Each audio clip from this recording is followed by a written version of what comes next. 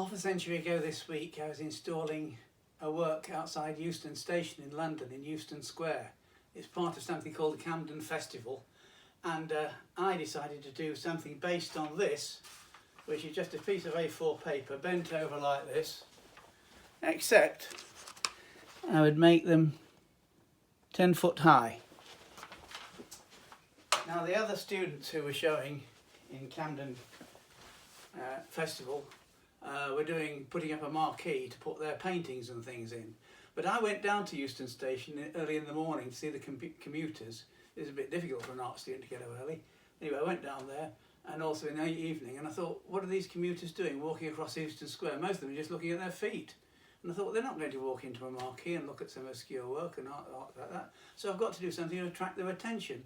And I thought, I know, I'll get a fairy tale that everybody's heard of, and the one I chose was The Emperor's New Clothes, which is a favourite of mine, not just because it's Hans Christian Andersen and I've got Danish parentage, but I love his sense of humour, particularly on that one. And this is the work I made.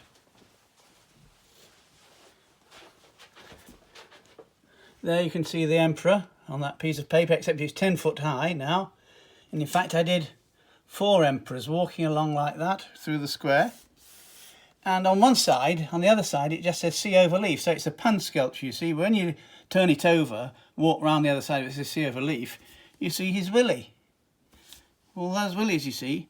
But towards the end, a little boy shouts out, but the Emperor has nothing on at all. Sea over leaf. And then the Emperor looks rather embarrassed about that, and the whole thing falls apart, literally, you see. So, that was The Emperor's New Clothes. It was also a bit of a wicked comment on the obscurantist work in the marquee. I just wanted to attract attention to myself, I'm afraid. Here we go. Look at the king, look at the king, look at the king, king, king. Oh, the king is in the altogether, altogether. He's altogether as naked as the day that he was born. The king is in the altogether, altogether. Altogether the very leaf the king has overworn. Oh, the king is in the altogether, altogether. He's altogether naked as the day that he was born. The king is in the altogether. He's altogether the very leaf the king has overworn. Anyway, it did attract attention because a guy came up to it on the first or second week it was there and tore all the willies off, bust it open, and which was tough going. It was a big piece of work, and I was devastated by this. But the organiser of the exhibition, the head of the Camden Arts Centre, Peter Carey, said, "Oh, no, don't worry about that. It'll be in the newspapers tomorrow." I said, "What? All the distraction?" He said, "Oh yes." He said, "You'll get even more people then."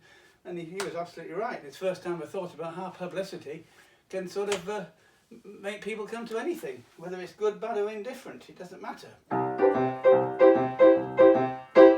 king is altogether, but altogether, he's altogether as naked as the day that he was born. Oh, the king is in the altogether, it's altogether the very least the king has ever worn.